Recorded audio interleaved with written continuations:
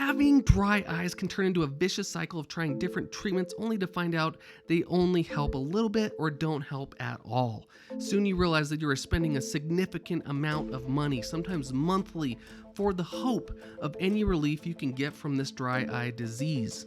Depending on the severity of your dry eyes, this disease can send you on a wild goose egg hunt to find the best treatment, starting with eye drops and gels, prescription eye drops like Xiidra and Restasis, as well as certain steroid eye drops to help with inflammation, warm compresses, and eyelid hygiene products to try and keep your eyelids healthy and your oil glands working properly, moisture chamber goggles, dry eye goggles to retain moisture when sleeping, omega-3 or fish oil supplements, and a healthy diet, certain contact lenses that can actually help dry eye symptoms, all leading to advanced in-office procedures like LipiFlow, IPL, iLux, the list goes on and on, sometimes costing $1,000 or more depending on the treatment. Even with all of this treatment available, sometimes it doesn't help as much as you want it to. All of this can lead to a large amount of frustration. Are you being taken advantage of? Are all these treatments just designed to make money off of you? Is there actually a cure for dry eyes? Let's focus in.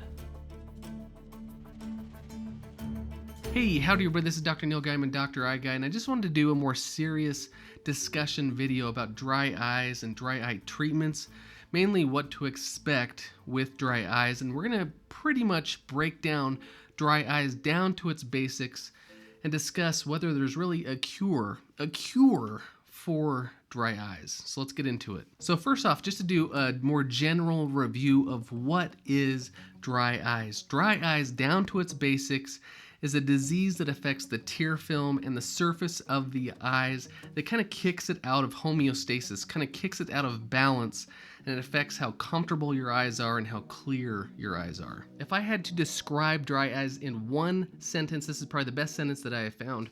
Dry eye is a multifactorial disease of the ocular surface characterized by a loss of homeostasis of the tear film and accompanied by ocular symptoms. Now you'd think this would make dry eyes simple, but it's actually complex. There are many different parts that affect the harmony of the eyes. You have the muscles, nerves, glands, tear ducts, connective tissue, many more that affect or play a role in keeping your eyes moist. Now let's strip down the cause of dry eyes down to the basics. Pretty much you have evaporation of tears and inadequate tear production, pretty much meaning your tears are evaporating too fast or you're not creating enough tears. Likely, and this is how most people are, you're a mixture of those two. You're not creating enough tears and your tears are evaporating too fast. Just to name a few causes or links to dry eyes: age, people that are over 55 tend to have more dry eyes. Gender, unfortunately women tend to have drier eyes. Cosmetic and skincare products can affect the oil glands and also cause dry eyes. Incomplete blinking, especially if you're using the computer a lot, we tend to stare and not blink, and so you don't get that fresh coat of tears over the surface of your eyes. Eyelid problems, if your eyelid is drooping out or drooping in, it's hard for the eyelids to spread a smooth layer of fresh tears over your eyes. Recent procedures like LASIK can actually damage the nerves of the eyes. These nerves are what tells the brain that the eyes are dry. If the brain's not sending the signal, then it's not going to send the signal to pump more tears out. And so this is a big problem for people that have LASIK, sometimes temporary, but sometimes can have long-lasting effects of dry eyes. Medications can have dry eye side effects like blood pressure medications, antidepressants, sleeping pills, heartburn tablets, drugs for acne, birth control, hormone replacement, allergy, cold medications, Parkinson's disease medications. All these can possibly affect dry eyes. Health conditions, specifically autoimmune, like rheumatoid arthritis, Sjogren's disease, scleroderma, lupus, a lot of different diseases can also cause dry eyes. Indoor and outdoor environment. If you have a dry environment, your eyeballs are exposed to the atmosphere or the air that you're in, and if it's a dry environment, typically your eyes are going to be more dry. Daily activities or what you're doing all day. If you're on the computer all day long, like I mentioned before, you tend to stare and you have incomplete blinks that dry your eyes out. If you drive for work, you tend to stare, incomplete blinks.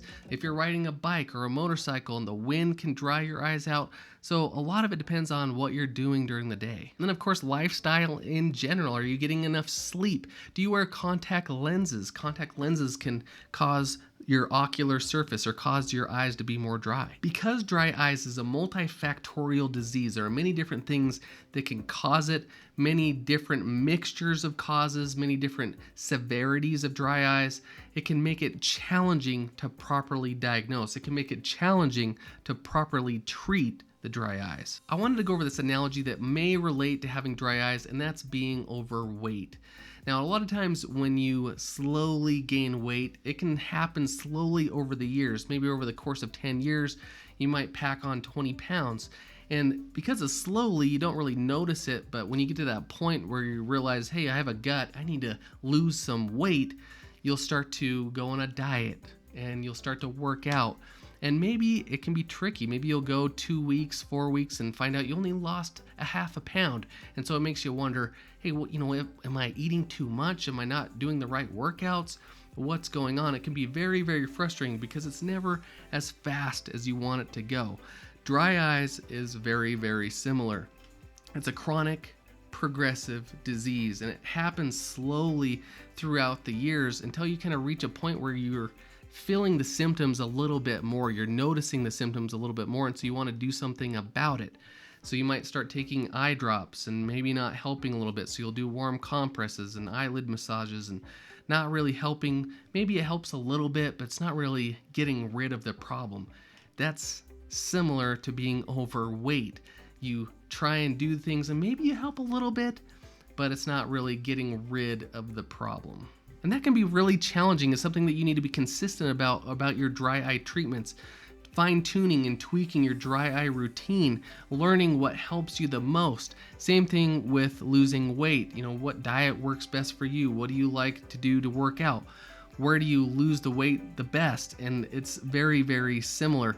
And what you're trying to do is you're trying to reverse or backpedal what's been gaining, what you've been doing to yourself for the last few years, maybe not on purpose, but you're trying to reverse years of a chronic progressive disease. And what's tricky is that it just won't happen overnight.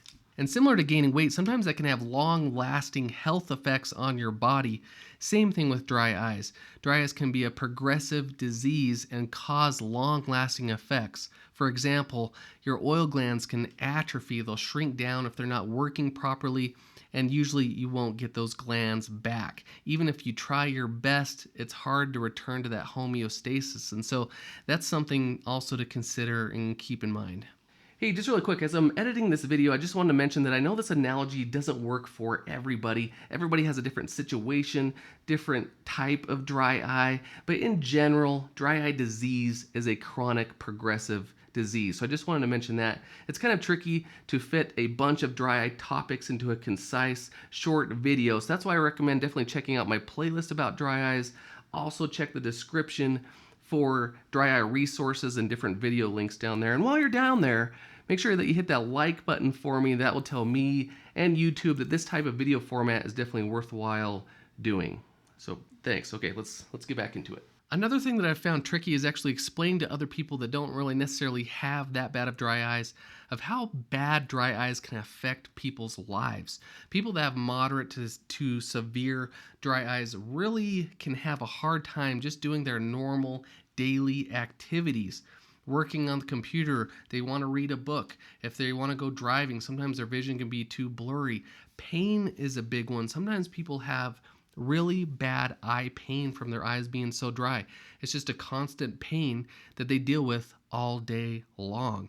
And so dry eyes can actually be pretty debilitating depending on how severe it is. Now, I don't mean for this video to be a doom and gloom video. Hey, there's no hope for your dry eyes. Why are you even trying to treat your dry eyes? No, that is definitely not what I'm saying. I'm just hoping that we can better understand dry eyes, the basics of dry eyes. And that being said, in the last 10 years, even since I've been practicing, there have been many, many advancements to dry eye treatments and dry eye research and understanding core issues of dry eyes. I think we're actually entering and maybe in the golden age of dry eye treatments and research. There are many more doctors that are understanding dry eyes more. We're trying to figure out core issues and better treatments for patients. And so you're starting to find more doctors treating and understanding dry eyes better. And so you are in a good age of dry eye treatments now, better than we have been in years past. So bottom line, is there a cure for dry eyes? No, at least that's probably not the word to use, cure. We can definitely treat dry eyes. We can definitely repair some damage caused by dry eye disease, and it's getting better and better every day.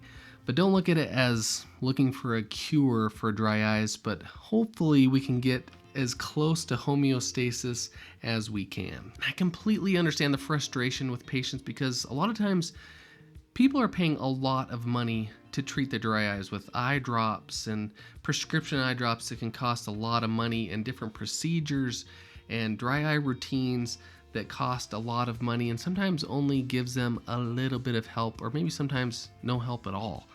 And that can also be frustrating for the doctors as well, because they can invest a lot of money into trying to provide certain treatments for patients, only to find that maybe it will only help some patients just a little bit, but some patients it does help a lot. And so that's why a lot of doctors are at least trying their best to help those patients with dry eyes.